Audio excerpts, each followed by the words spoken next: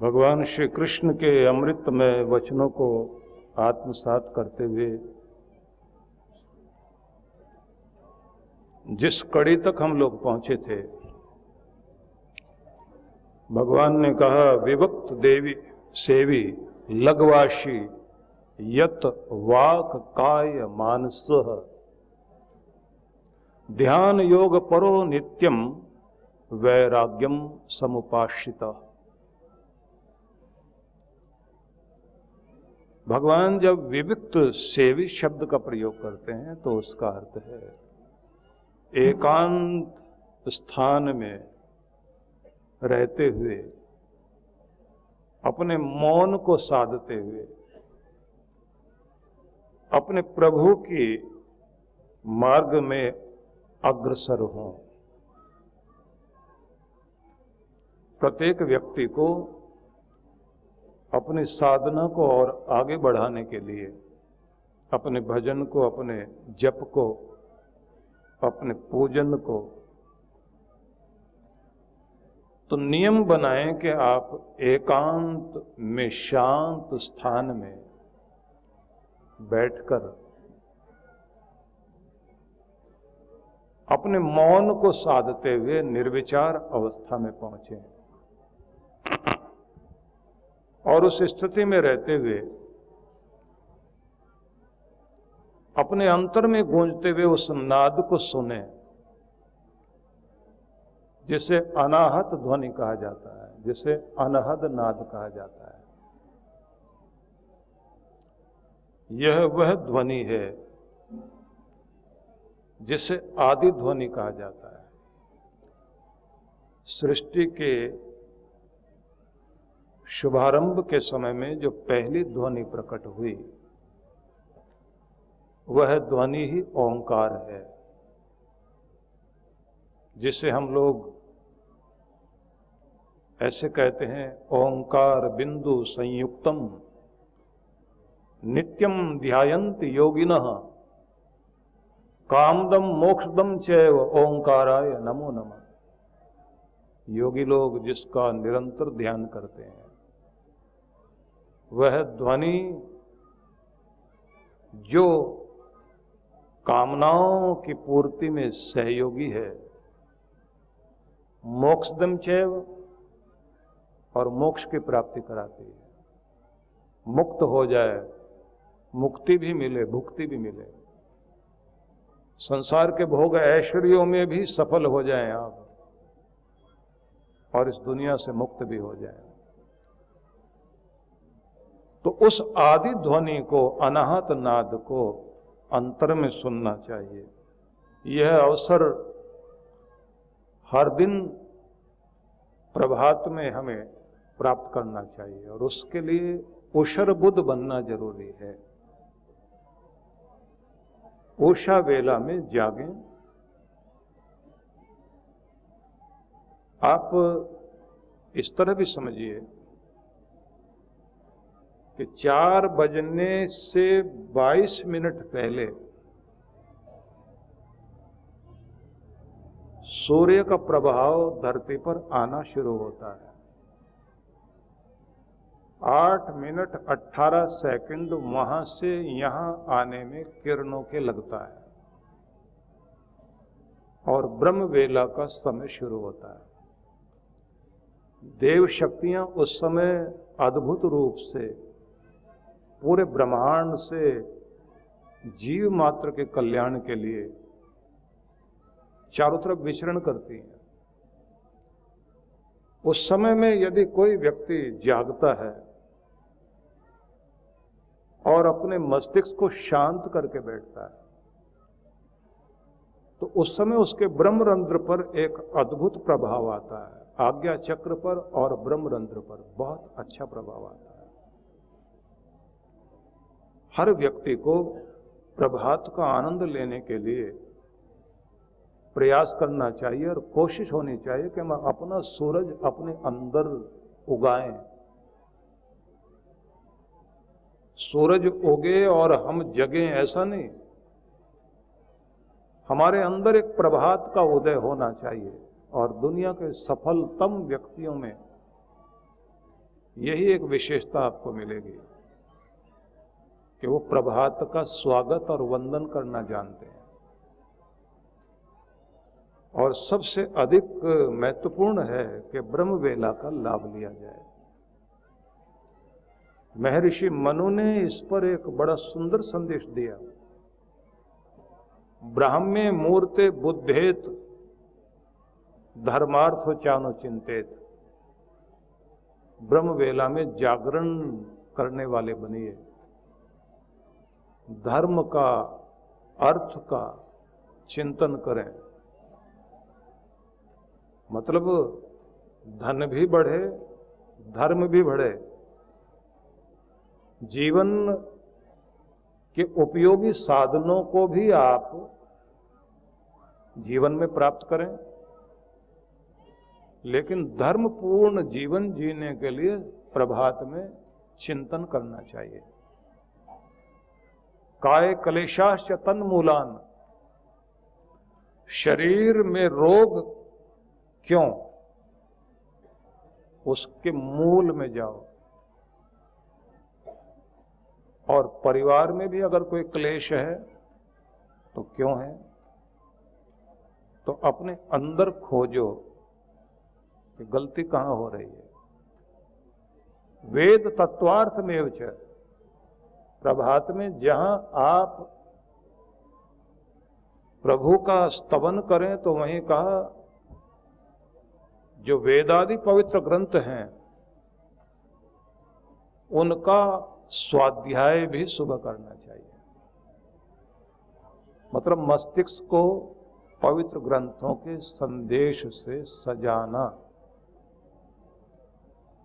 और अपनी उन बाधाओं को हटाने के लिए मूल में जाने की कोशिश करना, जिनके कारण आपकी जिंदगी दूभर बनती है। याद रखिए कि अगर आपके घर का वातावरण ठीक नहीं है तो आपकी साधना भी सफल नहीं हो पाएगी। घर का वातावरण बनाए रखने की जिम्मेदारी हर किसी की है।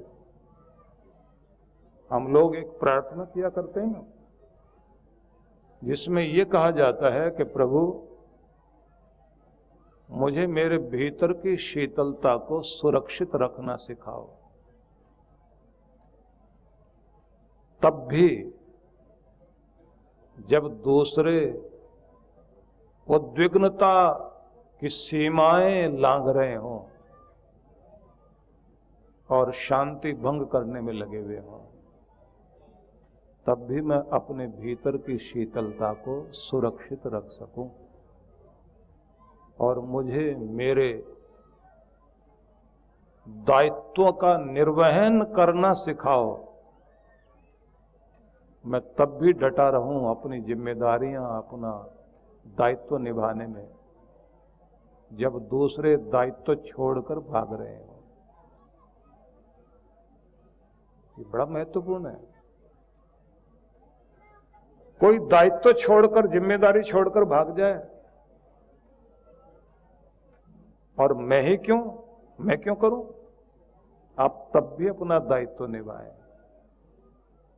जब दूसरे शांति खो रहे हों, आप अपने अंदर की शांति को संभाले रखें। जब मुस्कुराना भी बोझिल हो जाए तब भी मेरी मुस्कुराहट में कमी ना आए, और जब जिम्मेदारियों का बोझ बहुत अधिक हो तब भी मैं तुझसे प्रार्थना ये ना करूं कि जिम्मेदारी हटा, तब भी मैं यही मांगूं कि मेरे कंधे मजबूत कर हर जिम्मेदारी को मुस्कुराहट के साथ उठा सकूं।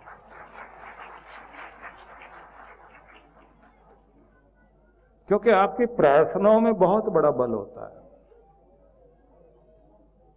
और आप जैसे लोगों के साथ जुड़ जाते हैं आपकी जिंदगी में वही सब बहने लग जाता है, वही कुछ हो जाता है जो जीवंतता भरे हैं आपके अंदर,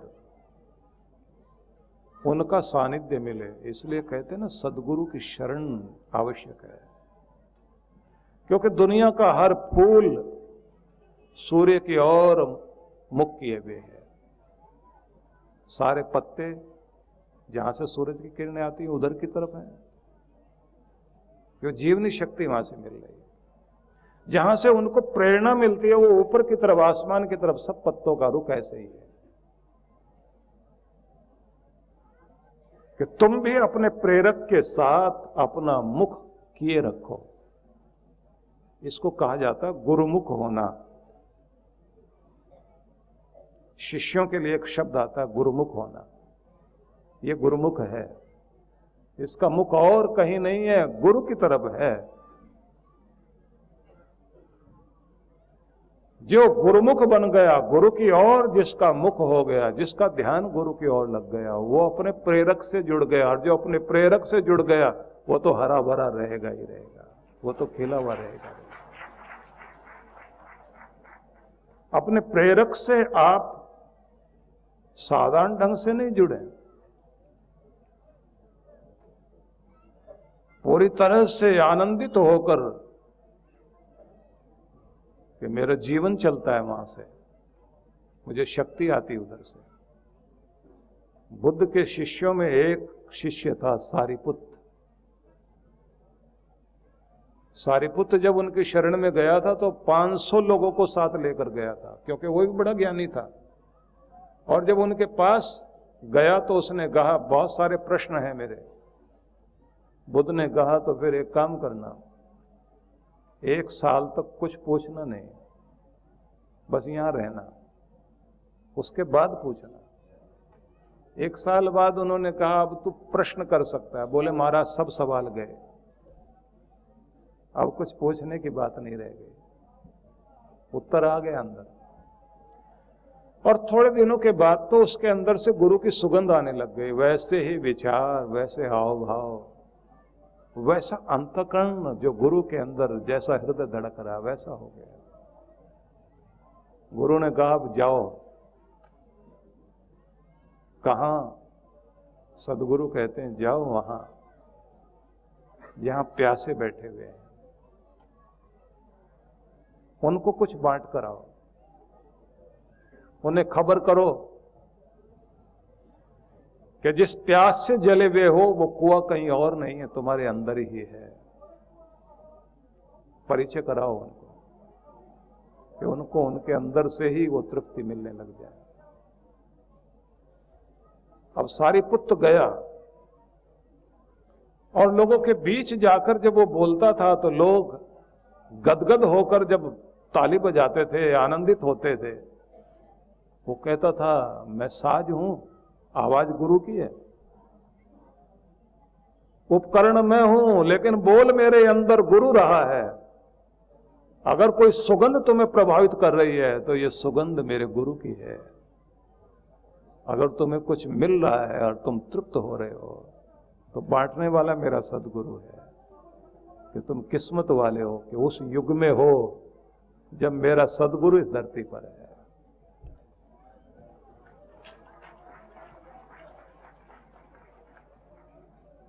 बहुत आनंदित रहता था, लोग उसके हर हाव भाव को देखते थे। सुबह सुबह लोगों ने उसको देखा कि वो हर दिन अलग अलग दिशा में प्रणाम करता है। किसी दिन पूर्व में प्रणाम करे, किसी दिन पश्चिम में प्रणाम करे, किसी दिन दक्षिण में प्रणाम करे, किसी दिन उत्तर में। लोग पूछे किसको प्रणाम कर रहे हो, कोई दिखाई तो दे नहीं रहा। तब वो कहते थे मैं जिन्हें प्रणाम कर रहा हूं ना वो वही है जो मेरे अंदर बोलता है, मेरी वाणी में बोलता है, मेरा सदगुरु। मैं वहां प्रणाम कर रहा हूं। बोले दिखाई तो दे नहीं रहे। बोले जिधर मेरे गुरु जाते हैं, जिस प्रोग्राम के लिए, जहां संदेश देने के लिए जाते हैं, मुझे पक्का पता आज पूर्व दिशा में गए हैं, मैं उसी दिशा में प्रणाम कर लेता हूं। हवाओं को कहता हूं कि जाओ मेरे सदगुरु के चरण छू करके आओ। मैं इन किरणों को कहता हूं एक बार मेरे सदगुरु के चरण छूना, फिर मेरे माथे को छू लेना। इसलिए अलग अलग दिशाओं में जिधर भी वो होते हैं उधर प्रणाम करता हूं, क्योंकि सदगुरु का आदेश है कि जहां तू है वहीं से काम कर। पर रोज मिलना तो होगा ना गुरु से। जा नहीं पा रहा हूं तो किरणें तो जा रही हैं, हवाएं तो जा रही हैं। अब इतनी भावना है जिस व्यक्ति की, वो हर पल अपने प्रेरक तत्व से जुड़ा हुआ है, और वही आनंद, वही शांति गुरु से दूर बैठकर भी दूरी नहीं बनी हुई। कुछ लोग बहुत नजदीक होने के बाद भी नजदीक नहीं होते, वो दूर होते हैं। और कुछ लोग दूर बैठे हुए भी अपने गुरु से इस तरह से जुड़े रहते हैं, उन्हें हर पल अनुभूति होती है कि मेरा सद्गुरु मेरे साथ है।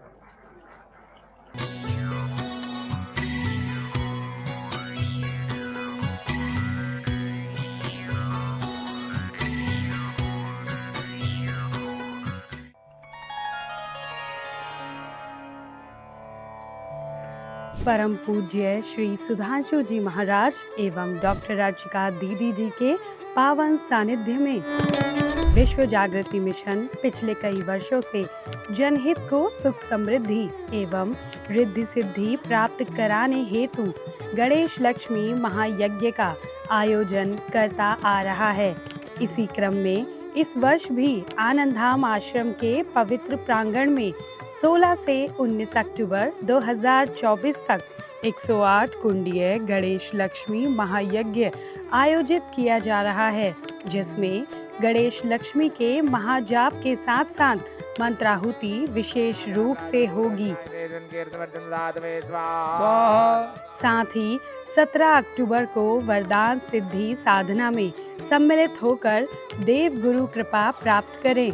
कार्यक्रम की रूपरेखा दिनांक 16 से 19 अक्टूबर 2024 प्रातः 8 बजे।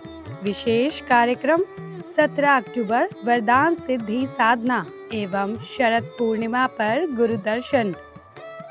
आयोजक विश्व जागृति मिशन। आप सपरिवार इस कार्यक्रम में सादर आमंत्रित हैं। आप घर बैठे भी यज्ञ में भाग ले सकते हैं। यज्ञ में यजमान बनने के लिए संपर्क करें